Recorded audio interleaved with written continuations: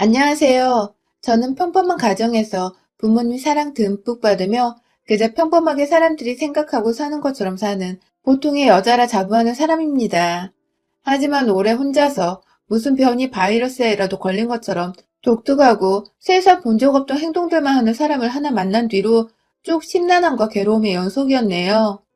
남들은 다 코로나로 힘들어하는 와중에 전 차라리 코로나는 바이러스면 바이러스라고 변종이면 변종이라고 알려주지 않냐고. 그런데 이 사람은 그마저도 없이 사람 피를 말리며 괴롭힌다고. 매번 남편 붙잡고 하소연을 해왔던 대상인데 이젠 공개적으로 대놓고 하소연하며 까내보겠습니다. 제가 경상도 사투리에 약해 글로 잘 표현할 수 없는데 양해 부탁드립니다. 저는 위로 언니, 밑으로는 남동생이 있어요. 삼남매의 둘째로 태어나서 어릴 적에는 새것 하나 제대로 받아본 것 없이 언니의 것을 물려받으며 살았고, 조금 더 커서는 바쁜 부모님과 언니를 대신해 남동생한테 어른 노릇 한다고 어르고 달래며 누나 노릇 하느라 정신없이 살았죠.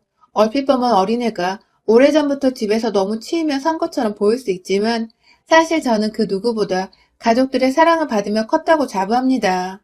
머리채 뜯고 싸운 적이 많았어도 다 큰 성인이 된 지금은 누구보다 제 속마음을 훤히 들여다봐주고 또 옆에서 둘도 없는 친구가 되어주는 언니와 비록 제 손으로 다 키운 것 같으나 동생 또한 제 곁에서 외로울 수 있었던 저의 마음은 달래준 더 없는 보호자였습니다. 바쁘신 부모님 아래서 삼남매가 때로는 적군에서 아군으로 혹은 아군에서 적군으로 태세 전환을 하며 북적이는 분위기 속에서 참 정겹게 살았어요. 어린 시절 남매들과 함께 싸운 추억들이 너무 많아서 그 추억들이 너무 다 좋았어서 저도 언젠가 결혼을 하게 되면 아이들을 복작복작하게 낳고서 잘 키워야겠다는 생각을 했죠. 그러다가 2년 전 그 꿈을 함께 꾸고 싶은 남자를 만났습니다. 평소 연애를 했던 이전의 남자들과는 비교적 다른 분위기의 남자였어요. 뭔가 좀 더 매사에 진지하고 참을성도 많고 무엇보다 크고 작은 일에도 쉽게 흥분하거나 화를 먼저 내질 않는 이 사람. 연애 기간이 오래되면 오래될수록 그냥 연애만 하다가 끝이 나버리기엔 너무 아쉬운 사람이란 생각이 들었어요. 먼저 고백을 한다고 해서 창피할 것도 없이 그냥 제가 먼저 무턱대고 결혼을 하자며 프로포즈를 해버렸습니다. 갑자기 손잡고 길을 걷다 말고 맨입으로 결혼을 하자고. 그것도 조금 망설여하는 자신에게 하자, 하자 하며 조르는 저의 모습에 전혀 예상을 못했었는지 남편은 눈만 탁구공만큼 떠서는 껌뻑였죠. 자기가 먼저 했어야 할 프로포즈를 왜 너가 이렇게 예고도 없이 길 한가운데서 그런 식으로 해버렸냐며 울상을 지어버리던 남편의 모습이 너무 귀여워 그 외의 부수적인 것들을 감히 파악해 볼 겨를도 없이 후다닥 내 남자로 만들어버리겠다는 빛의 속도로 결혼을 치렀습니다. 당시 스몰 웨딩이 유행이기도 했고 둘 다 소란스레 정신없이 결혼을 치르고 싶지 않았어서 가까운 친인척들만 모아놓고 아주 작게 치렀어요. 제가 하는 일이 길게는 휴가를 내기가 힘든 직종이라 멀리 가지는 못하고 그냥 가까운 제주도에서 신혼여행을 보내고 돌아와 곧장 일상생활을, 아니 결혼 생활을 시작하며 저희는 본격적인 부부생활을 시작했죠. 사실 남편이나 저나 대학 때 서울로 올라와 자취를 하게 된 서울 안의 이방인이어서 서로의 부모님 집은 결혼을 준비하면서 처음 가보게 되었었어요. 남편은 부산, 저는 광주가 고향이었는데 그 바람에 각자의 가족들께 인사를 하러 가는 길만 해도 주말을 통째로 빌려야 했었죠. 일단 결혼을 하기로 약속한 후 곧장 저희 친척 언니가 광주에서 결혼하게 되어서 겸사겸사 남편을 먼저 친정으로 소개시켜드리러 데려갔었습니다. 그때도 주말을 통째로 비워놓고는 금요일 퇴근하자마자 KTX를 타고 가서는 일요일에 점심 먹고 늦지막히 다시 서울로 올라오는 일정이었죠. 저희 가족들은 저만큼이나 저희 남편을 무척이나 마음에 들어 하셨고, 다 같이 요리도 하고 엄마가 준비하신 음식들로 남편을 배부르게 먹이며 나름 좋은 시간을 보냈어요. 한겨울이었는데 뜨끈뜨끈한 집안에서 밥 먹고 나서는 티타임도 가지고 남편도 어느새 저희 가족들이 편해진 건지 자기가 먼저 말도 걸어주고 저희 부모님 말씀에 호탕하게 웃어줘주며 나름의 분위기 메이커 노릇도 제법 잘했어요. 그 모습을 보면서 저도 남편의 집에 가게 되면 시부모님 앞에서 애교도 많이 떨고 잘 보이려고 많이 노력을 해야겠다며 속으로 단단히 다짐을 했죠. 하지만 생각했던 것과는 아주 다른 일들이 일어났어요. 그리고 나서 몇 주 있다가 바로 본전을 뽑자며 남편과 또 주말을 통째로 비워 이번에 남편의 집으로 갔는데요. 우리말에 사위는 백년손님이라고 하잖아요. 그래서인지 저희 부모님은 남편 맞이하겠다며 정말 제가 찾아갔을 때에도 먹기 힘들었던 해산물부터 소고기까지 진수성찬을 차려놓고 남편을 기다리고 계셨어요. 그 바람에 남편도 대접을 너무 많이 받았다며 저희 부모님께 너무 감사해했고요. 저는 그래도 저희 부모님만큼의 식사 차림을 바란 건 아니었지만 그래도 부산에서 뭔가 따뜻한 시어머니의 밥은 한번 얻어먹을 줄 알았습니다. 그래서 빈손이 무색하지 않도록 일부러 서울에서 시부모님이 좋아하실 만한 스카프부터 홍삼 등 이것저것 챙겨갔어요. 그런데 참 웃기더라고요. 조금 낡았어도 아파트에 살고 계시던 시댁에 딱 처음 발을 디뎌보니 바닥이 무슨 냉동 창고 마냥 얼어붙어 있는 것입니다. 마찬가지로 이 시기가 한겨울이었는데 밖에서 벌벌 떨고 들어왔더니 집안이 더 추운 것 같은 기분까지 들었죠.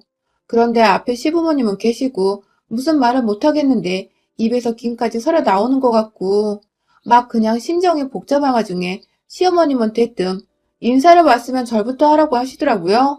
이때 알아챘어야 했었는데 그렇게 저는 첫 만남부터 제대로 된 미소 한 번 없이 앉아 계신 시부모님, 정확히는 시어머님 앞에서 절부터 하며 인사를 드렸고 집안에 냉기밖에 없는 와중에 고소한 냄새마저 없는 백직장 풍경에 당황을 했으나 그 다음번에 더 당황을 하고야 말았어요. 차려놓은 것이 없으니 한번 요리를 해보라고. 어디 애비 며느리가 차려주는 식사를 한번 받아보자며 텅 빈 부엌으로 안내하시는데 만약 그때 옆에서 남편이 엄마, 손님 오는데 아무것도 안 해놓은 거야? 하면서 시어머니를 무지막지 개념 없는 사람 마냥 쳐다봐주지 않았더라면 전 울면서 뛰쳐나왔을지도 몰라요. 하지만 다행히 남편이 지 손을 걷어붙이더니 뜬금없이 쌀을 씻는 바람에 며느리 한번 기선제압 해보려다가 졸지에 아들 손에 찬물 묻히는 게 아쉬웠는지 고마해라 하고는 자기 손으로 그제서야 쌀을 씻으시던 시어머님. 그 바람에 저도 불쾌한 나머지 거들어 드리진 않았습니다. 남편이 손님이라고 언제까지 해주어서 손님이라며 남편 옆에 앉아있다가 그래도 사간 선물을 빠짐없이 다 드리고 왔어요. 너무 추워 밥을 먹고 나서도 냉기가 서렸는데 답답한 나머지 제가 먼저 나서서 커피를 타드리겠다며 뜨거운 물 끓여서 커피를 타드렸네요. 가장 기억에 남았던 말은 서울에서 바쁘게 살았다는 대화를 하다가 그래서 친정에는 먼저가 인사고 옹기가 하면서 광주에 있는 저희 집부터 먼저가 어른들께 인사를 드린 게 내내 안 입고 왔다는 식으로 말한 것이었어요. 선물을 드릴 때에도 먼저 간 사돈은 뭐 받았노? 하면서 말씀하신 걸 보니 아무래도 사돈댁에 먼저 아들을 인사시키러 갔던 것 자체를 기분 나빠하시는 게 분명해 보였습니다. 그런데 그걸 또 변명하려 하자니 대화 도중에 얘기가 너무 뜬금없기도 했었고 사돈집에 먼저 가던 본인 집에 먼저 오던 그게 화날 일이며 여자가 자기 집에 먼저 가는 게 뭐 대단히 문제인가 싶어서 저도 울컥한 마음에 굳이 변명은 안 했어요. 그렇게 서울 돌아가는 길 남편의 잘못은 없었으나 그냥 좋은 사람에게 이런 부모가 있을 줄 몰랐다는 생각에 실망을 했는지 저도 충격을 받아 생각을 하느라고 의도치 않게 침묵을 유지했고 그날 남편은 저를 집 앞까지 데려다주곤 결국 문 앞에서 눈물을 보이더라고요.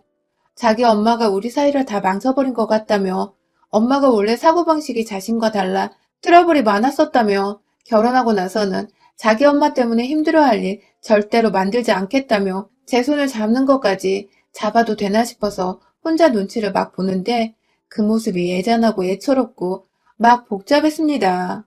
결국 중간에서 남편 노릇 잘하겠다는 확답을 받고는 결혼을 했어요. 그리고 남편은 실제로도 저에게 최선을 다하며 좋은 남편으로 지내줬고 멀리 사는 시부모님은 설날과 추석 명절에 딱 2번 찾아가기만 했고 자주 부딪힐 일이 전혀 없었습니다. 다른 집들처럼 안부 인사를 강요하지도 않으셨고 시시콜콜 전화가 온다거나 무턱대고 집으로 찾아오시는 무개념스러운 짓도 하지 않으셨어요. 내심 이천애를 열심히 보면서 우리 시어머니도 언젠가 그러시면 어떡하나 싶어서 쫄기도 했었는데 천만다행히게도 아직까지 서울 우리 집 한복판에서 절 당황시킨 적은 없습니다. 하지만 그 당황스러움은 꼭 시댁에 가면 기다렸다는 듯이 벌어졌어요. 결혼하고 나서 맞이한 첫 설날에 한복까지 곱게 차려입고는 이번에 직접 차를 몰아서 시댁에 갔는데요. 아니 글쎄, 이번에도 시댁은 바닥이 아주 얼음장이더라고요. 보일러를 확인해보니 진짜로 전원은 완전히 꺼져 있었고 시부모님은 두 분 다 옷을 두텁게 껴입고 계셨습니다. 남편은 언제부터 이렇게 보일러를 꺼놓고 살았지? 하면서 이전에는 그런 적이 없다는 식으로 고개를 갸우뚱했지만 시어머니는 보일러 고장이 났다면서 저희 두 사람 앞에서 딱 말씀까지 하셨죠. 그렇게 첫 명절에 긴장되는 마음으로 시어머니 앞에서 제사상도 차렸고 여기저기 시댁을 찾아오는 일부 친척분들과 결혼식 후 오랜만에 인사도 나누며 다른 집 며느리들처럼 저도 똑같이 요리하고 상 나르고 인사드리며 몸이 10개라도 모자란 기분으로 쭉 일어섰다가 앉길 반복했어요. 하룻밤을 자고는 다음날 친정에 가기 위해 짐을 챙겼죠. 하지만 시어머니는 아침부터 짐 싸느라 부스럭거리는 저희를 보곤 기분이 언짢으셨는지 뭐 대단한 집이라고 아침부터 부산 떨며 찾아갔냐고 한 소리를 하셨고 이번에도 남편이 지금 안 가면 시간이 없어 인사만 드리고 서울을 가야 한다며 시어머니를 이해시켜 드렸어요. 기분이 정말 나빠 보여서 제가 끝내 져주는 마음으로 아침은 함께 먹고 가자며 남편을 불러다 세웠고 그렇게 저희는 제가 직접 차린 아침으로 밥까지 먹고는 차까지 끓여드리고서 집을 나왔는데요. 한 10분 차를 끌고 가다가 제가 순간 화장실 안에 제 세안 도구들을 안 챙긴 게 생각나더라고요. 급하게 다시 시댁으로 돌아가서 챙기려고 남편의 손을 빌려 시댁 문을 열고 들어갔는데 근데 저희가 시댁을 떠났다가 다시 돌아온 그 20분 사이에 무슨 일인지 바닥이 살짝 뜨뜻해진 겁니다. 기분이겠거니 하면서 급하니까 화장실부터 들어가 세면 도구를 챙겨 나오는 사이 우연히 본 거실 복도의 보일러 기기. 분명 전원이 켜져 있었습니다. 그날 제가 본 걸 남편한테 말하진 않았지만 대충 무슨 상황인지 알겠더라고요. 시어머니가 일부러 며느리 온다고 아들이 추워하는 것까지 감수를 하면서 보일러를 꺼놓으셨구나 하고 말이죠.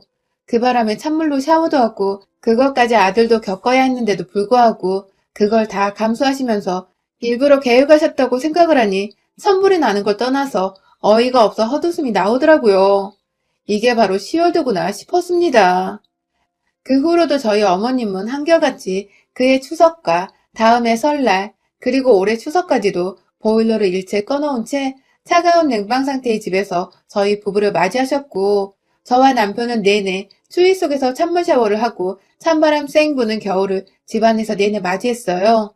시어머니는 보일러를 당장 고쳐주겠다며 수리공까지 부르려는 남편을 극구 막아서며 곧 이사 갈 거라 안 고쳐도 된다고 아는 사람이 연휴 끝나고 싸게 고쳐줄 거라고 말씀을 하셨고 옆에서 저는 보일러 기기가 제대로 작동하는 걸 눈치채고 있었지만 끝까지 모른 척을 했어요. 더 솔직히 말하면 보일러가 작동되는 걸 눈치챈 남편이 시어머니께 얼마나 불같이 화를 내며 제 편을 들어줄지 예상이 되었기에 일단 신혼 초만큼은 제가 난처해질 싸움을 유도하지 말자는 마음이었습니다. 그냥 시어머니가 어떤 사람인지부터 파악을 하고 싶었어요. 왜 이렇게까지 며느리를 찬밥처럼 대하시는지 알고 싶었고 내 능력으로 시어머니의 마음을 돌릴 수 있을지도 궁금했어요. 조금 더 시간이 지나면 나를 가깝게 생각해 주시진 않을까. 그러면 보일러도 언젠가 작동시켜 주시지 않을까 싶었던 것이죠. 그냥 늘 언니나 남동생하고 서로 마음을 공유하며 이해하고 화해를 했던 것처럼 자연스레 시어머니와도 진심으로 통하는 화해를 하고 싶었던 것 같아요. 만약 시어머니가 그래도 상식적인 사람이라면 이 방법은 통할 것이라고 저 스스로도 믿음을 가지고 있었고요. 그런데 그랬던 저에게 상등신이었다고 인정이라도 해주듯 시어머니는 끝까지 저를 찬밥 타령했습니다. 저희가 코로나로 어른들 걱정 염려해서 이번 추석엔 시댁이나 친정 어느 곳도 가지 않았어요. 그런데 정말 거짓말 않고 지난 추석 연휴부터 최근까지 꾸준히 시어머니는 평소 안 하시던 연락을 남편에게 하면서 며느리가 시켰냐? 혹은 며느리랑 사돈 댁만 갔다 온 건 아니냐? 라며 왜 추석에 집에 들리지 않냐고 계속해서 따져 물어오신 겁니다.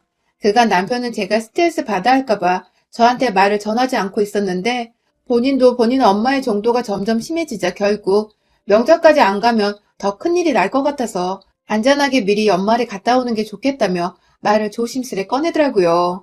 그냥 인사드리고 하룻밤 자고서 후딱 다시 돌아오자고 말이죠. 이 시국에 시부모님 때 그것도 남들이 시부모가 먼저 오지 말라고 극구 난리 나던데 우리는 시부모가 제발 오라고 적극 권유를 해서 가야 하는 꼴이라니. 진짜 별나긴 별난 시어머니구나 싶었습니다. 그렇게 안전하게 남편 차를 타고 연말 남편이 연차까지 쓰고 저는 저대로 휴가를 써서 먼 시댁에 갔습니다. 혹여나 싶어 출발하기 일주일 전부터 거의 자가격리를 하다시피 출퇴근 말고는 집에 콕 박혀 있었고 부산 가는 길에도 휴게소 한번 들리지 않고 도로가에 있는 졸음쉼터에서 급하게 자리를 바꿔서 번갈아 운전을 하며 쭉 달려왔네요. 그렇게 부산집에 도착을 했는데 그 개고생하고 이 시국에 달려왔는데도 시댁은 역시나 언제나처럼 보일러 꺼진 춥디 추운 얼음판이더군요. 들어가자마자 솔직히 욕이 튀어나올 뻔하는 걸 겨우 참아가며 이번에는 시어머니 하시는 걸 봐서 남편한테 사실대로 말을 해야겠다는 마음을 먹으며 인사부터 드렸어요. 역시나 자식 부부 오는 거 알고 계셨음에도 불구하고 보란듯이 아무것도 준비를 해놓지 않으신 어머님은 웃기게도 남편이 좋아한다는 부산 국밥집에 가셔서 1인분 포장을 해오셔서는 남편한테 너 좋아하는 거 하며 건네더라고요. 그 옆에는 이미 시부모님도 드셨는지 나머지 2인분의 빈 용기들이 부엌 베란다의 분리수거통에 들어가 있었어요. 순간 표정이 일그러진 저와 졸지에 오랜만에 보자마자 엄마한테 화를 내게 생긴 남편은 이 고비를 어찌 넘겨야 하나 싶어 눈이 딱 마주쳤고 원래부터 제게는 인정이 하나도 없으셨던 그 모양의 시어머니셨기에 아무렴 괜찮다고 생각을 하면서 저는 남편의 어깨를 살며시 토닥여줬어요. 제 딴에는 나 대신 화 안 내줘도 괜찮아 하는 뜻이었습니다. 그렇게 처음부터 기분은 나빴으나 최대한 마인드 컨트롤하면서 오랜만에 배웠으니 그래도 며느리가 밥을 차려드려야 하지 않을까 싶어 물어보니 시아버지는 고맙다며 네 시엄마가 사놓은 게 없어 텅 비었을 거라며 필요한 건 나가서 직접 사오겠다고 냉장고를 저 대신 열어봐 주시더라고요. 그때 시어머니가 그 말이 기분 나빴는지 집에 속에 들어갈 거면 직접 사와야지 뭐 사준대? 라는 식으로 시아버지께 틱틱대시더니 급기야 너나 먹어라 라고 하시고 국밥을 직접 그릇에 데워다가 남편 주려고 세팅을 하시더라고요. 아들이랑 며느리가 오는데 집에 가만히 계신 분들이 진수성찬까진 바란 건 아니었지만 반찬 하나라도 차려놓은 건 없고 사놓은 것이라곤 남편 혼자 먹을 1인분 국밥뿐이고 본인들도 국밥을 먹고 배를 이미 채워놓은 건 알겠는데 그래도 시아버지는 차려준다고 하니 고맙다고 말씀이라도 해주시는데 도대체 이 상황에서 시어머니가 뭐가 저리 당당해서 틱틱거리대는지 슬슬 화가 나고 서러워 눈물이 쏟아지려고 하는 거 버티고 있는데 그 와중에 전 정말 배고파서 그럼 저 혼자 대충 먹을게요 하면서 텅 빈 밥솥을 확인하곤 쌀을 지으려 했습니다. 그런데 수돗물이 찬물밖에 나오질 않는 겁니다. 처음엔 묵묵히 씻어보려 했는데 손을 조금만 담궈도 시뻘개지며 얼려는 게 진짜 눈물나게 차갑더라고요. 저도 모르게 어머님께 어머님 보일러 좀 틀어주세요 라고 말을 했어요. 그러자 시어머니는 언제나 그랬듯이 고장났다고 찬물로도 쌀은 잘 식힌다며 알아서 하라며 남편 국밥을 데우시며 제 뒤통수를 향해 젊은 것들 하면서 궁시렁거리셨고 결국 제가 못 참고 직접 보일러 기계 앞으로 가서 전원을 탁 켰습니다. 놀랍도록 아름다운 전원 불빛이 기기에서 흘러나왔고 어디선가 보일러 작동하는 소리가 들리는 것 같았어요. 제가 온수를 누르며 온도를 쭉 올리자 뒤에서 지켜보던 남편은 뭐야 이거 되는 거야? 하면서 달려왔고 급기야 본인이 몇 번 전원을 껐다 켰다 해보더니 이내 시어머니를 향해 으르렁거리기 시작했어요. 제가 바라던 것이었습니다. 눈물은 글썽이고 있고 시댁까지 먼 길 와서는 본인 먹을 밥 짓느라 손은 찬물에 얼음장처럼 시뻘개진 와이프를 확인한 남편은 그 와중에 아들만 주겠다고 1인분 사온 국밥을 데우는 시어머니를 향해 도대체 이 짓을 왜 하고 있는 거야? 하면서 욕만 안 했을 뿐 말끝마다 씨를 남발하며 이미 욕을 수백 번 더 더하듯 거칠게 말을 이어나갔고 들은 채 만취하면서 이제 되네 하며 보일러 기기 한번 살펴보더니 떳떳하게 다시 부엌으로 가는 시어머니의 뒤통수를 향해 그만 가자며 혼자 막 짐을 싸서 집을 나서려 했어요. 그때 짐 싸는 남편을 뒤로 한 채 저는 시어머니를 계속 지켜보고 있었는데 살짝국 데우며 고개를 돌리시던 시어머니가 희미하게 정말 작게 입가에 미소를 띠며 궁시렁거렸어요. 확 동상이나 걸리게 해부려야 하는 건데 재수없게 걸려버렸네 하고 말입니다. 진짜 할망구가 반성이란 거 할 줄도 모른 채 끝까지 지랄이더라고요. 그 바람에 제가 그만 가뜩이나 배가 고파 예민해 죽겠는 와중에 할망구가 저 보란 듯 괴롭히더니 순간 싱크대에 씻고 있던 밥솥 그릇 안에 쌀이 생각났어요. 손이 죽을 듯 시리니까 보일러 켜라고 마지막 발악을 하느라 싱크대 위에 찬물 받아놓은 채 그걸 그대로 내버려뒀는데 저도 모르게 바로 그 옆에서 궁시렁거리며 국 끓이는 시어머니를 혼쭐내고자 싱크대로 달려가 그 밥솥을 얼음만 둥둥 안 떠있을 뿐이지 실상 얼음물과 다름이 없는 그 찬물과 물속에 탱탱하게 굳어져 있을 생쌀들. 정말 한치의 망설임도 없이 시어머니를 향해 부어버렸습니다.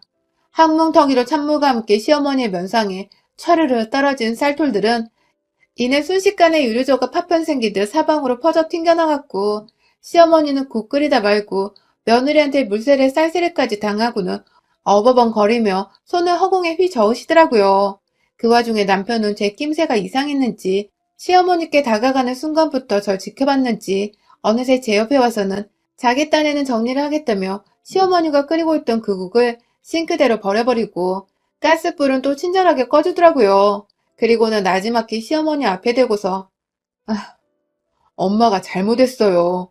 이건 정말 잘못했어요.